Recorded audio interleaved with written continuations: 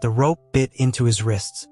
Ethan stared up at the boy, pinning him to the sofa, a strange mix of panic and disbelief freezing him in place. The kid had hair the color of spun gold, eyes too bright, too furious. He was wearing one of Ethan's own black t-shirts. With a detached sort of horror, Ethan watched as those nimble fingers made quick work of his buttons. "If I can't have kittens," the boy stated, his voice cold and flat, "then you're gonna do it for me." Heat flooded Ethan's face, a sharp, humiliating burn. "Get the hell off me, you psycho. I'm not gay." A humorless smile touched the boy's lips. He leaned in, his breath warm against Ethan's ear. "You weren't saying that when I was a cat. You used to nuzzle me everywhere." His hand moved to the waistband of Ethan's pants. Everywhere. The situation was impossible.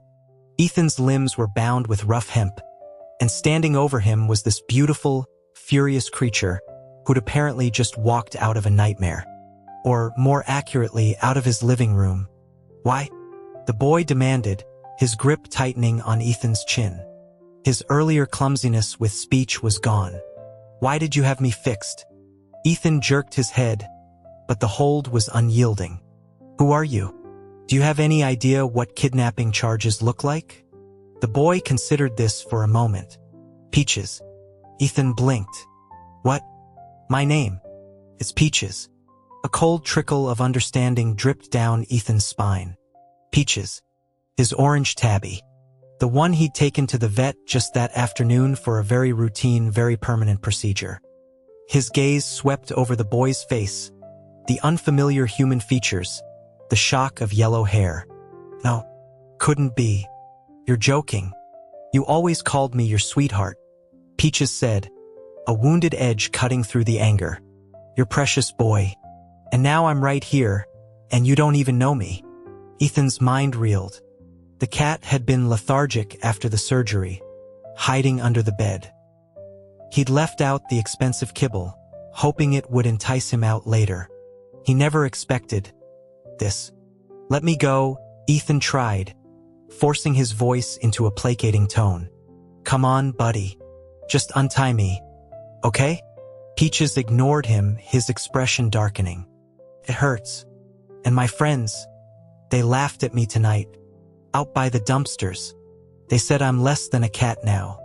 He shifted, settling his weight more firmly on Ethan's lap.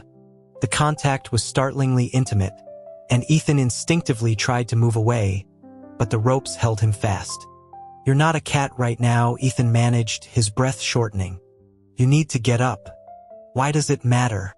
Peaches's eyes, a startling shade of hazel green, searched his face. "Cat or person, I'm still me. And our line, we're rare. 3 generations, and I'm the only one. You took that from me." A strange, misplaced pang of guilt shot through Ethan. He remembered finding the tiny, shivering kitten in a rain-soaked cardboard box last year. He'd bottle-fed him, worried over every sneeze. He'd chosen the name Peaches on a whim, a defiant middle finger to a world that felt too gray. And now here that kitten was all grown up and blazing with betrayal. "It doesn't mean you can't function," Ethan said, scrambling for a logical thread. "It just means no accidental litters. I'll find you a nice, pedigreed mate when the time comes. A beautiful Persian, maybe. A mate?" Peaches repeated slowly, as if tasting the word. "To continue the bloodline?" "Exactly. Then why does it have to be a female cat?" The question was innocent, utterly sincere. "Why can't it be you?" Ethan choked. "Because I'm a human. And you're currently a human male. There are rules. Biological barriers." Peaches looked down at himself, then back at Ethan, his confusion genuine. "But I look like you now. I feel like you. This was a disaster." Ethan squeezed his eyes shut, trying to block out the sight of the boy, his cat, wearing nothing but an oversized shirt. "First rule of being a person, you wear pants. Go put on the sweatpants I gave you. They're tight." "They are not." Peaches pointed vaguely downward. "It's tight here."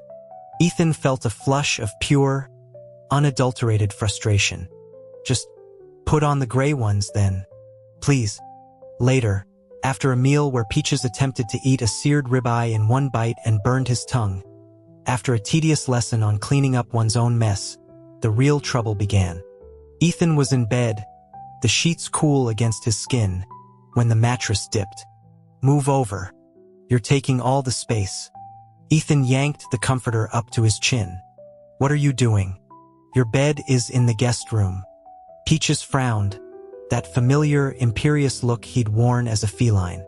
"You always begged me to sleep on your chest. You'd hold me there. And now you're saying no?" His tone turned accusatory. "Typical. It's different. You're a guy. So if I were a girl, it would be okay?" "No. That would be worse."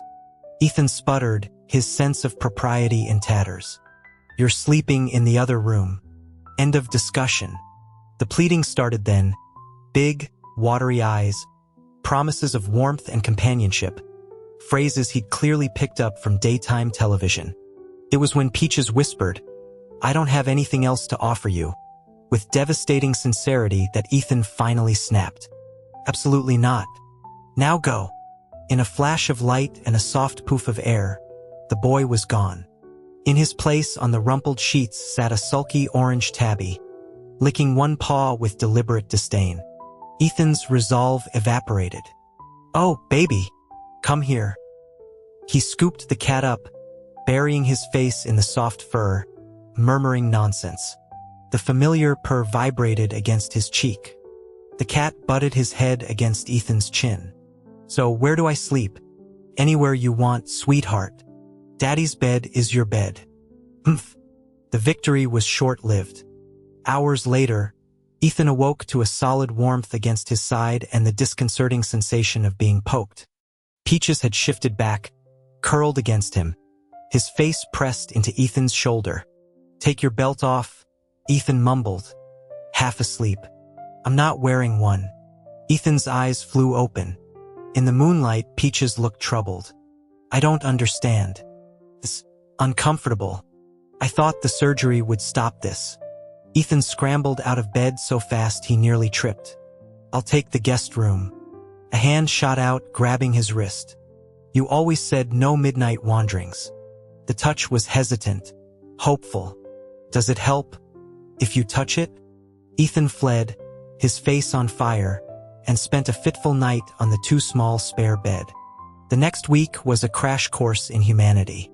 Ethan created presentations on everything from basic manners to modern technology.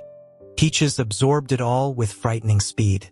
He also discovered the internet, and with it, a whole new world of vocabulary.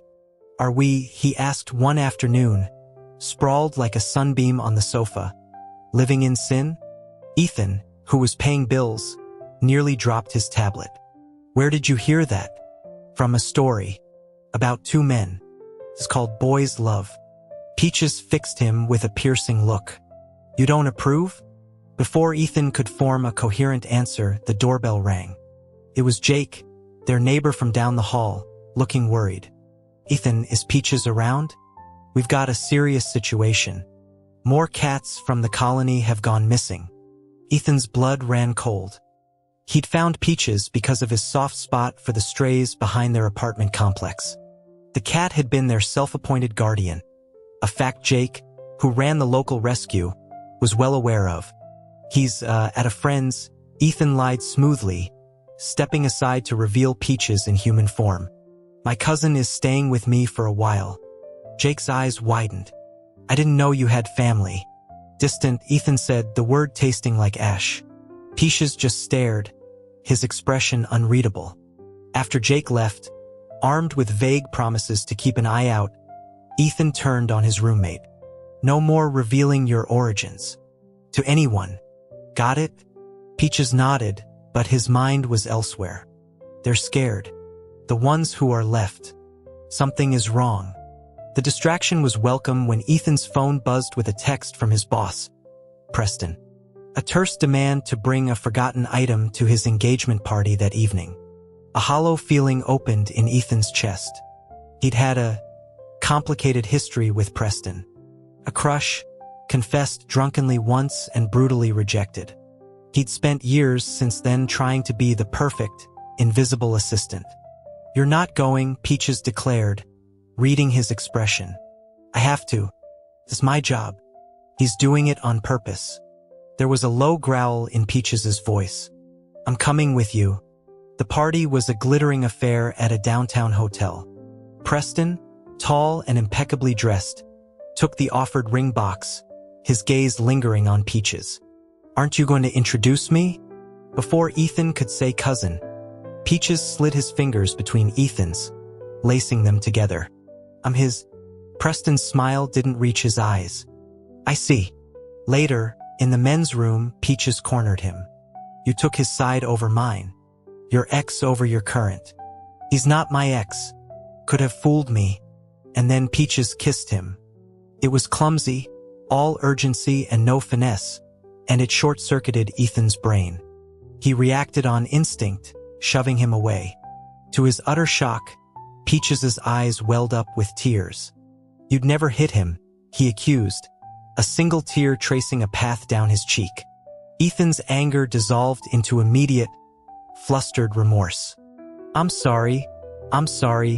Please don't cry." He spent the next 5 minutes in a whispered frenzy of apology, finally extracting a promise that future kisses wouldn't be met with violence. The absurdity of the negotiation was lost in the face of those shimmering green eyes. When they emerged, Preston was leaning against the sink, his face a mask of cold amusement. Bored with the festivities? Ethan mumbled an excuse and practically dragged Peaches out of the hotel. Back at work the following week, Preston's new hobby became a special kind of torture. He took an unnerving interest in Peaches the cat's well-being. "He's of breeding age," Preston mentioned casually one afternoon. "You should consider companionship for him. The isolation can't be healthy." A few days later, he arrived at Ethan's desk with a carrier. Inside was a stunning white Persian, all blue eyes and fluffy fur. A gift for Peaches. I read that certain scents can be calming for solitary pets. He placed a small, elegantly packaged candle next to the carrier. That evening, Peaches took one look at the cat and went rigid. "He knows. Don't be paranoid. He's just being considerate. He's mocking me." Peaches's voice was a low snarl. He snatched the candle, sniffed it, and hurled it against the wall. "And that's laced with feline pheromones. He's trying to trigger a reaction." As if on cue, the Persian in the carrier began to mewl, a low, restless sound. The air in the apartment grew thick and hot. Ethan's stomach dropped. "You have got to be kidding me." Peaches turned to him, and the look in his eyes was purely predatory. "You brought this into our home." He advanced, and Ethan found himself backing toward the bedroom. "You trusted him. It was a cat. A nice, normal cat. And I'm not normal?" In a blur of motion, Ethan was on his back, the old ropes appearing from nowhere, securing his wrists to the bedposts. Panic, sharp and real, sliced through him as his clothes were stripped away. "Since I can't give you kittens," Peaches breathed, his mouth hovering just above Ethan's, "you'll have to handle the consequences." Ethan thrashed. "Go to hell. I'm a man. Biology doesn't work that way." Peaches laughed, a dark, sweet sound. "Your body disagrees." He kissed him, deep and consuming, until Ethan's protests became ragged gasps. "You explored every inch of me when I was small," he murmured, guiding Ethan's head downward. "It's only fair." The pain was a bright, shocking thing. Ethan cried out, biting into the muscle of Peaches's shoulder. "I'm suing that vet," was his last coherent thought before sensation overwhelmed him, pain melting into a pleasure so intense it felt like falling. He clung to Peaches, his world narrowing to the rhythm they created together, all thoughts of cats and bosses and biology burning away in the heat. When he woke, dawn was filtering through the blinds. Peaches was asleep, looking heartbreakingly young. Every muscle in Ethan's body ached with a profound new awareness. He dressed in silence, packed a bag, and left, the Persian cat carrier in hand. He dropped the cat with Jake, ignoring his neighbor's curious stare and the sounds of another man in the apartment, and drove to a coastal town 3 hours away. He needed space to think. He'd raised a son, and now he was what? He spent weeks walking on the beach, his mind a chaotic swirl of memory. The kitten's tiny paws, the boy's angry tears, the feel of ropes and release. Boredom led him to scroll through entertainment news on his phone. His heart stopped. There, in a headline about viral web series, was a face he knew. Peaches. His hair was dark now, and he was dressed in period costume, holding hands with another handsome young actor. The tagline read, "Newcomer Leo sets hearts aflame in taboo romance series." A cold, possessive fury washed over Ethan. He was on the next flight back to the city. The event was a sleek, noisy cocktail party. He spotted him instantly across the room. "Leo." Peaches. He looked polished, remote, a stranger. Their eyes met, and Peaches looked right through him. Ethan pushed through the crowd. "What's going on with your co-star?" Peaches blinked slowly. "Do I know you?" "You little..." Ethan lowered his voice to a furious hiss. "I fed you. I housed you." "Careful," Peaches said, a faint, cruel smile on his lips. "Sounds like a scandal. I'm cultivating an image." Ethan grabbed his arm, pulling him into a shadowed alcove. "Answer the question. Why does it matter?" "You left." The cool facade cracked, revealing the raw hurt beneath. "Preston called off his engagement. I thought, I was sure you'd gone back to him." "I didn't even know," Ethan said, the anger leaching away. "I was figuring us out." And the single word was laden with a vulnerability that undid Ethan completely. "And you're my cat. And my..." He took a shaky breath. "And my boyfriend, I guess." Peaches' shoulders slumped, the tension draining. He leaned forward, resting his forehead against Ethan's. "Took you long enough." He kissed him softly this time, a promise. "I did it for us, you know. The acting. I wanted to help. And I caught a scent on that other actor. The one from the set." His eyes hardened. He smelled like fear and lost cats. The pieces fell into place with terrifying clarity. Peaches had used his new visibility to gather evidence. The actor, a minor celebrity, was part of a ring trafficking animals for cruel purposes. The police moved quickly on the tip, and the resulting case made national news. Justice, for once, was served. Ethan sent Preston a brief, final resignation email. He was done with that chapter. That night, tangled in their own sheets, Ethan's exploring hands paused. He pulled back, staring. Peaches smiled, a true, cat-like curl of his lips. "Surprise. I heal fast." He leaned close, his whisper a warm brush against Ethan's skin. "And my family has certain unique traits. We're very adaptable. Maybe you should see for yourself." Ethan decided, as he was pulled back into a dizzying kiss, that some questions were better left for tomorrow. Today he had his peach. However he came.